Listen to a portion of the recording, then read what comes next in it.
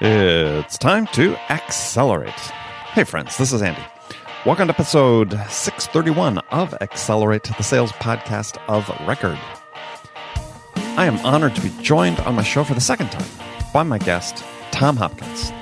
Tom is one of the legends of the sales profession. I consider him, as well as many people do, one of the legends of the sales profession. His first book, Mastering the Art of Selling, is a classic that I recommend everybody read. Certainly, I remember it was the first real book on sales that I had read very early in my career. And I find it interesting when I talk with Tom about what sellers can do to improve their sales, to improve their sales outcomes, that the discussion always comes back to the basics, right? Connecting and engaging at a human level. Adding the personal touch to your follow-up, how to add your personal touch to keep your network of contacts current and activated.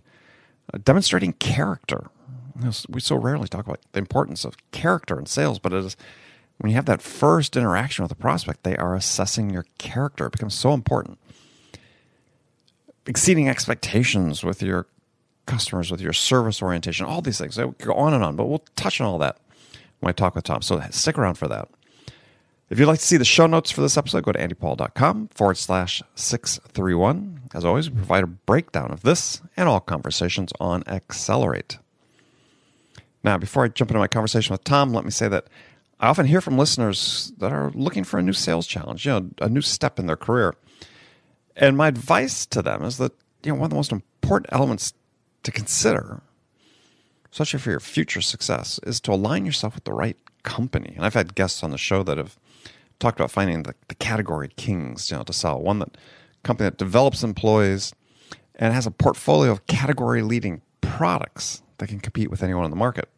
Well, with its recent acquisition of Level 3, the new CenturyLink has become a world leader in providing cloud, security, real-time communications, hybrid IT, and managed services. So if you're a top sales producer and you're looking to challenge yourself to take your career to the next level, then visit CenturyLink.com/accelerate and join their sales talent community and see if CenturyLink could be the right step for you and your career. All right, let's jump into it with Tom Hopkins. Tom, welcome back to Accelerate. Well, thank you, Andy. Good to be back with you and your wonderful listeners. Well, great. Well, yeah, pleasure to have you back. It's been, just about a year since we last spoke. Yes. So a standard opening question I ask my guest is, in your mind, what's the single biggest challenge that's facing sales reps today?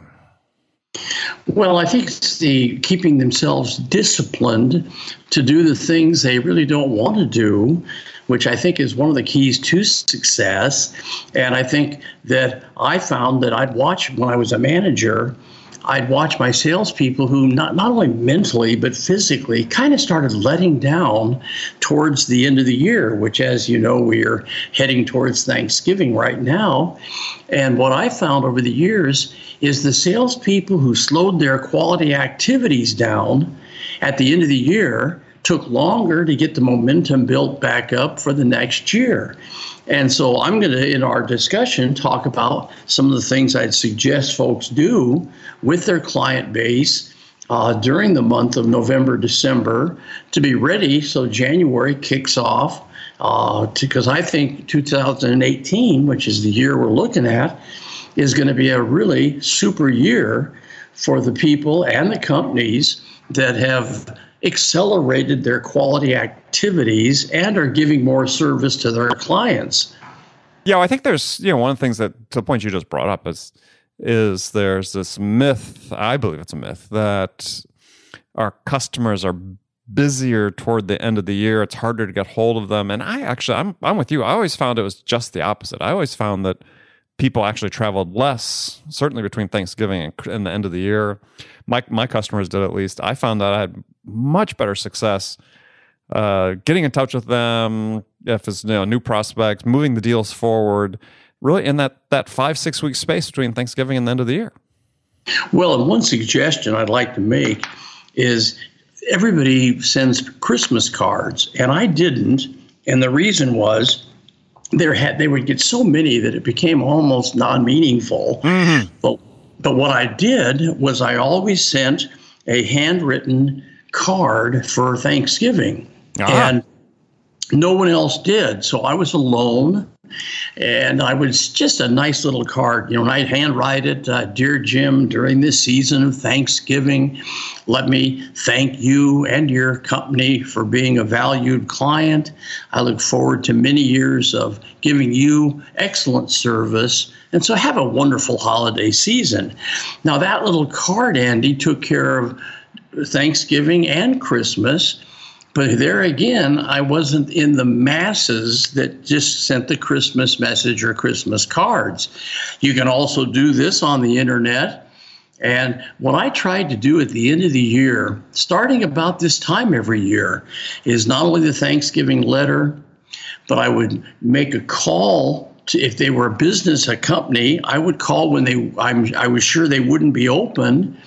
Like say I'd sit down at 10 o'clock at night, and I'd call all of these companies, knowing the decision maker I was working with. And I might just call and say, hi, Andy, it's Tom Hopkins. It's 10 o'clock at night, but I wanted to call and have you get this message in the morning, which I'm sure you are. And I wanted to say, hey, thanks for a great year.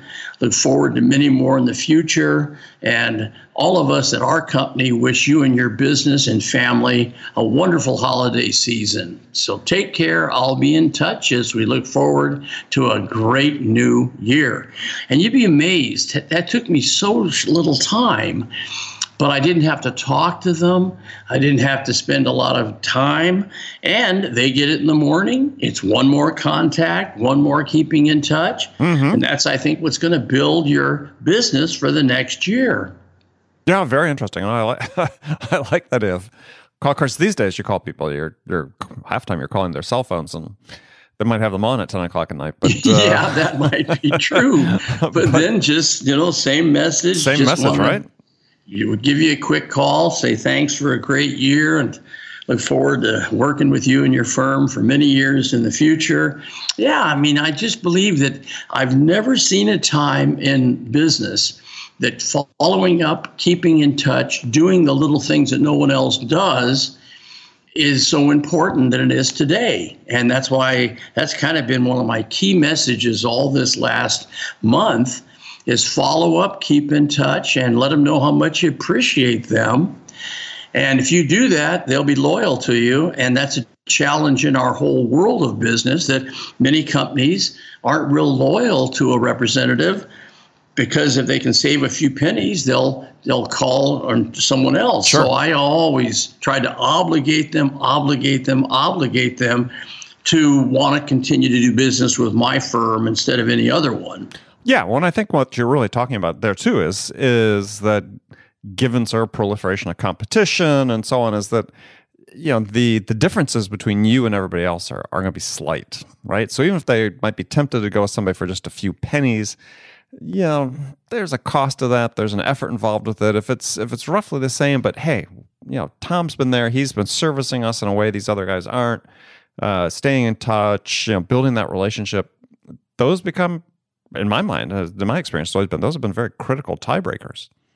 Yeah, I totally agree. And I was a follow-up nut. Oh, I am too. I not only sent thank you notes, and one thing I do want to mention to your listeners is if they are interested, many people don't know how to write a really good quality thank you note.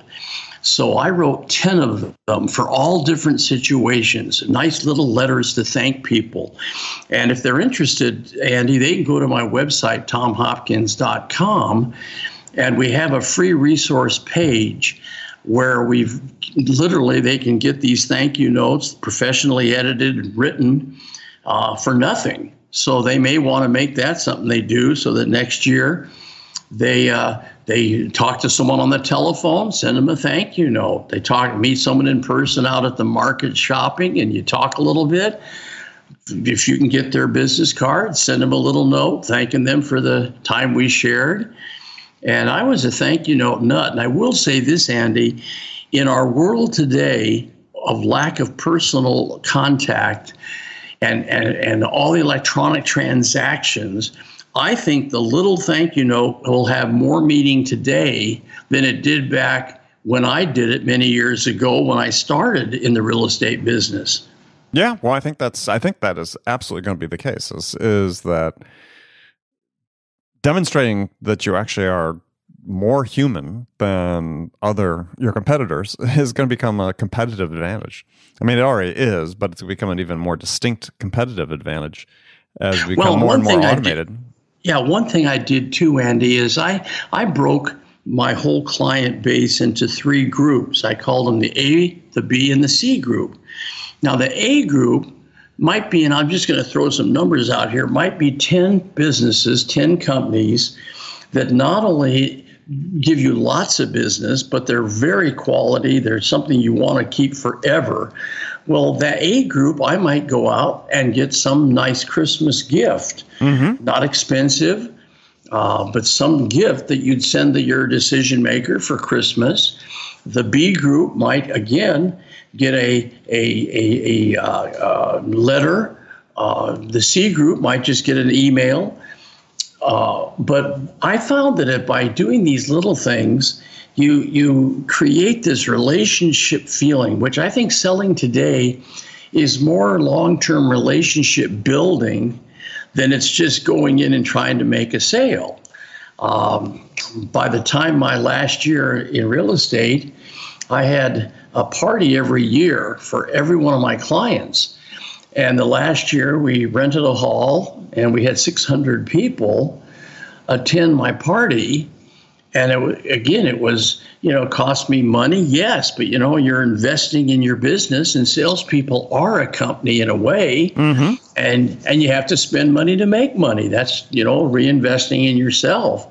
And fortunately, still, almost every dime we spend is tax deductible, building your business as a salesperson or a business company. Yeah, well, and this, to your point, is about the A, B, and C is which is a great way to look at it. Is there are now also services that make it available to, or make it easy to be able to send really personalized gifts to clients that don't have to be terribly expensive. There's I think I averaged about $20 for the present. I'd go into to a specialty store and try to get something, maybe a night light of some type for their home, just something that whenever they see it, they subconsciously, it was a gift from you, and this keeps them ingrained in their minds, and they think of you when they think of your business, and that's what I tried to do. Yeah, well, I was going to say some of these services now that you can do this sort of electronic gifting and so on, have some really clever personalized gifts. I mean, we had the founder of one of those companies called Sendoso as a guest on the show, and they've got suppliers who can do things like, you can send a cookie to someone that's the cookie. If you look at the shape of the cookie and the icing on it, it's basically a photo of the person you're sending it to. Oh, that's a great idea. We didn't have. They take their LinkedIn profile picture and they can make a cookie of it. And I thought, wow, that is very clever, but that's very personalized, right? And that's what people want today. That's what we aren't seeing in the overall world today, is that personalization, that I care about you more than making money. We're here for the long term. We want to serve you and your company for many years. And this is why I think my last year in real estate, 96% of all the homes I sold were to people that were referred to me by other happy people I'd found a home for. And that doesn't happen unless you live by the words, keep in touch, follow up, and give more service than they expect. Right. Yeah, well, you brought up an interesting term, like personalization. Is today, oftentimes when people in sales refer about personalizing something, they're talking about like doing a mail merge routine against a mail list and making sure they insert the recipient's first name right in the mail. So that's personalization, and that's not really right. I'm not the way you were talking about, which is really a key differentiator in sales, is being able to build that personal human relationship that as you point out is really lacking so many times today. Well, and as we've talked about the last year, if people like and trust you and want to listen to you because they know you're wanting to benefit them, that's how you build rapport. That's how you bring down their defense barriers. That's how you have them, in essence, want to do business with you, not once, but for many, many years. Yeah. Well, so let me delve into a different topic. I mean, you sort of touched on this a little bit. I mean, you talked about having the discipline to do every day the things that you don't really want to do in order to, keep the ball rolling, build the relationships, make the connections, and so on. If you're to break that down, I mean, what's more important there? Is it the mindset or the skills, or is it you need to have the mindset in order to develop the skills? I mean, to me, I tend to look at skills as really habits, right? As you have to develop the habits and then practice them religiously, and they become skills. Definitely. For example, I developed a few habits, and one of them was the last 5 minutes before I would go to bed and sleep. I would take my now you would use your computer, but back then my planning device, and I would go through mentally the whole day I just spent, and I would relive those commitments I'd made. And I would write down the 6 most important things I must do in order of priority the next day. Now, not only did I sleep better, because I got it out of my mind, but I woke up better prepared. And that one little habit of every night, the 6 most important things in order of priority I must do the next day, and you'll be amazed how much more productive your day will be. So, yeah, well, absolutely. I think, and you said from really 2 dimensions. One is, you got a better night's sleep, which is going to help you be more productive. And as you said, you woke up and you're prepared. So recently I've been reading a lot about happiness and productivity. And there's been some books written about it. And I'm just curious, I mean, based on your experience what do you see as the connection between happiness and being productive in sales? Well, I've had people on interviews like this where we have call-ins, and one of the biggest questions I get is, Tom, I'm thinking of going into sales. Where can I make the most money? And I always tell them this: don't look at the income, find something that you love to do. And I learned a word from a man named Wayne Gretzky, who, of course, changed the game of hockey, the sport of hockey in the world. And I played golf with him one day. And I, of course, when I get people like that alone, I always try to pick their brains. I said, Wayne, you were number 99. You had the term, they were calling you the great one. Right. What do you think the reason was? And he said this to me. He said, Tom, I had a burning passion for all aspects of hockey. I had a passion, of course, for winning, but I had a passion for even losing. I had a passion when I skated on the ice that I knew those other players were after me. And that's when I really heard this word passion over and over again. And I really believe the happiest people in life are doing what they're passionate about. I have never really worked, other than the 1 year I was in construction, which was terrible physical labor. But since I got into sales, I have never worked because I have such a passion for my real estate business. Now I have a passion for doing seminars, a passion for traveling the world to talk to people in the field of sales. So I'm going to your listeners, if you're thinking of making a change, interview companies that you feel you'd have a passion for what they do, and that passion will make you one of the best and thus a great income as well. Yeah, I was talking to somebody interviewing a guest on the show before, and a while ago about this sort of related topic, and he was giving advice to people that if you're in sales, and again you're looking to find a place that you can really be passionate about, is he talked about the importance of finding the companies that are winners in their own segment and making sure you try to get to work for them. I mean, in your experience, I mean, so what have you seen as sort of that tie? Because, obviously not everybody's working for a company that's number one in its market segment, but how do you maintain that passion if the company maybe isn't similarly experiencing success? Well, I've always tried to also teach, Andy, that if you're not real happy with what you're doing, have enough money put aside to where you can afford to take a risk, afford to change. I've had people say, Tom, what would I do to get into sales? Well, I'd say save up enough money so that you can pay your bills and live for at least 6 months.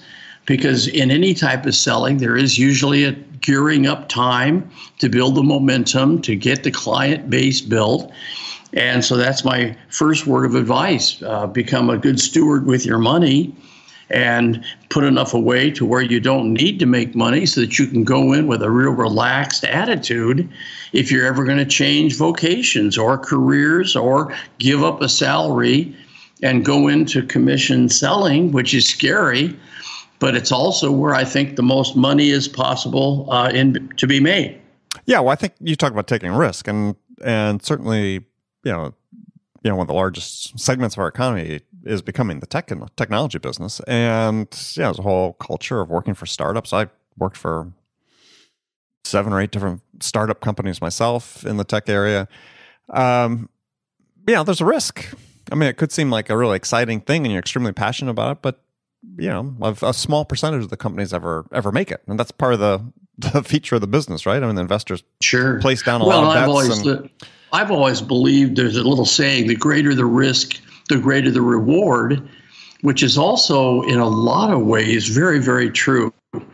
I was scared to death when I got into real estate because, as most people know, it's pure commission. But then once I was taught and learned how to present and close sales and handle objections, once I'd become a student of the art form of selling and learned and mastered these things, all of a sudden, man, it just became a blast. And my 5th year is the year that everything came together. I sold 365 homes in that year, averaging 1 a day, which back then had never been done. So that's when they started asking me to come and teach and speak, and all of a sudden my phone started ringing, and I gave up selling real estate to become an author of my first book in 1979. And then, of course, from today, every week I get up on a plane and fly somewhere to do a seminar. So it's been a tremendously wonderful world for me. And of course, I love teaching salespeople. They're the foundation, I think. Selling is kind of the foundation of free enterprise and capitalism, which is what our whole society is built on. Mm-hmm. So it's an honorable thing to do, to sell, to create profits for a company. And again, find something you're passionate about and go sell the world. Well, I mean, so you're the one that threw the date out of 1979 for your first book, Mastering the Art of Selling, which was the first sales book I read when I started my career. And and I mentioned the last time you were on the show. And so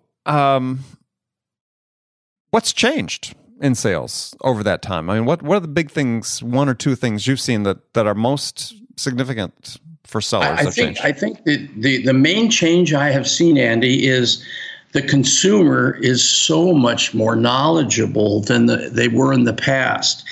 They have access to so much information, like the automobile dealership.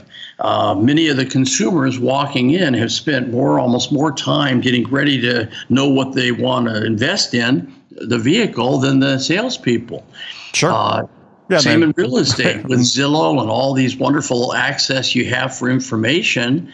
So I would say the biggest change in the field of sales and marketing is the knowledge level of the consumer.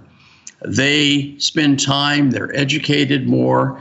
And so I think in selling, you have to be better than we had to be in the past, which I think we need to be very, very good at our product knowledge, then our selling skills.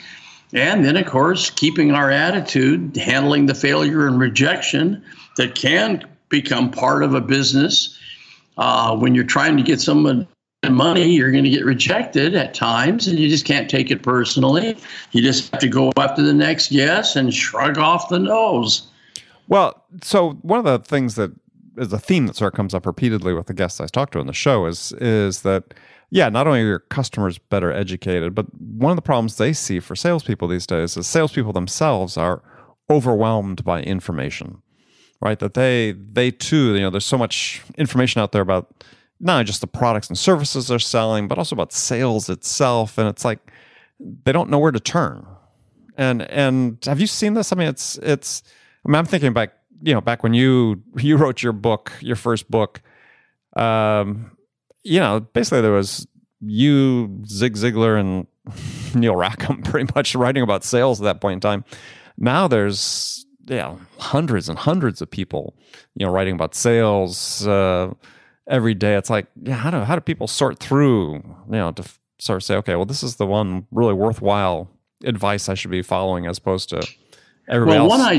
One idea, Andy, is if a person is somewhat new, they can go either to the library or they can go to a bookstore, which there's still some very nice bookstores, and just ask the manager, and then ask the manager what book on sales and marketing goes out the front door the most. Because that's one way, if you have 20 books on a shelf, and that they have records of which book is leaving the store being bought, they can tell you that, hey, this book right here, we're selling more of it. I have one book called Selling for Dummies, where I took How to Master the Art of Selling and wrote it for the Dummy Books Company. And that's in many bookstores, but that's one of my favorites because I really had fun with it. I took the art of selling and tried to make it a real fun game that a brand new person can say, hey, I grasp this, I get this. So that might be something they can look into. And of course, if they do go to my website, all of our books and CDs and DVDs are on there, and they might find something. It's a good time of the year to maybe get a Christmas gift for themselves. Or if I was a manager, I used to always give a book on self-improvement or something.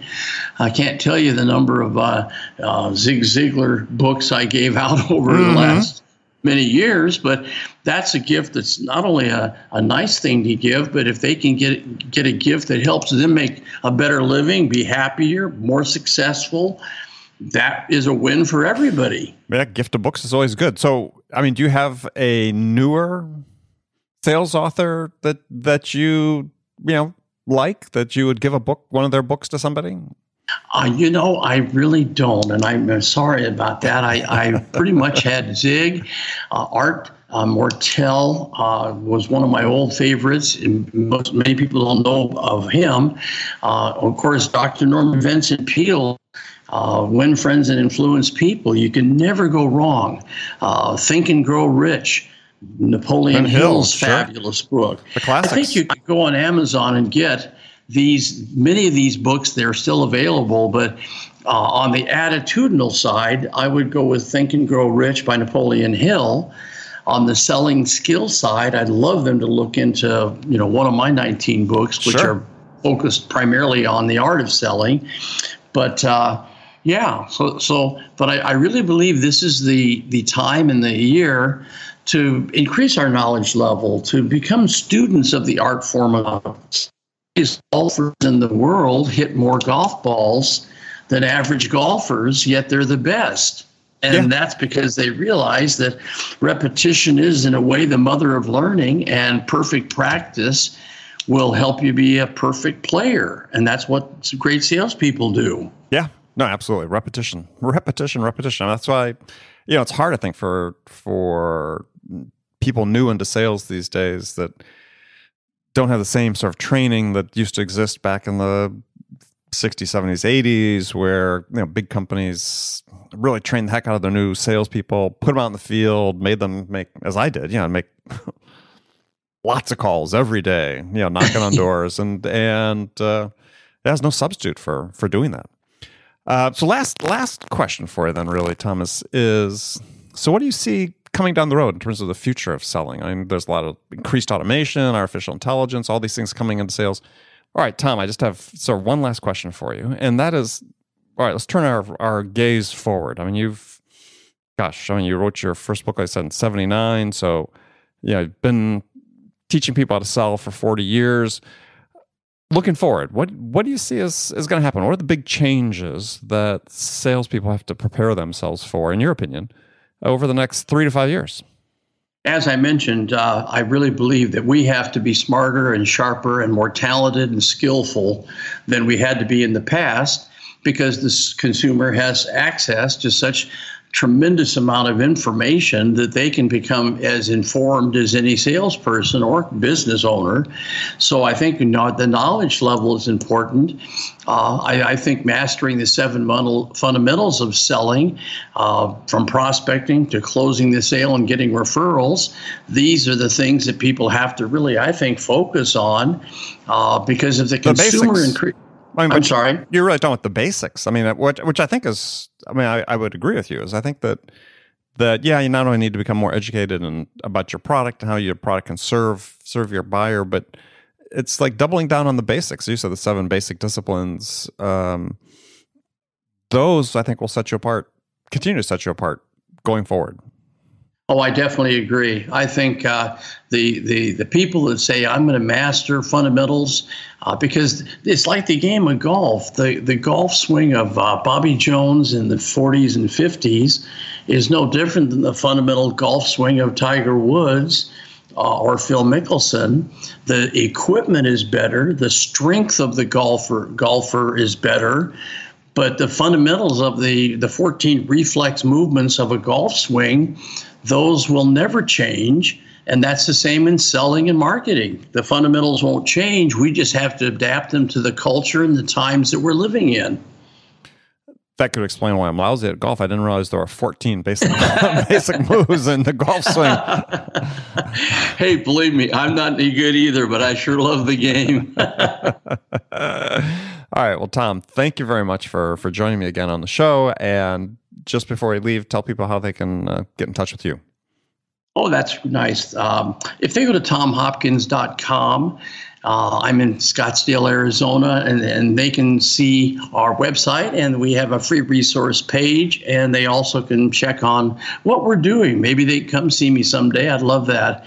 But you take care, my friend, and have a wonderful holiday season, and let's do it again next year. Likewise, Tom. Yeah, have a great holiday season. Everybody listening, hopefully you had a holiday season. I think this is going to come out after the start of the year, but hopefully everybody had a great New Year's and great holidays. And Tom, we'll talk soon. All right. All the best, my friend. Thank you. Bye-bye. Thank you.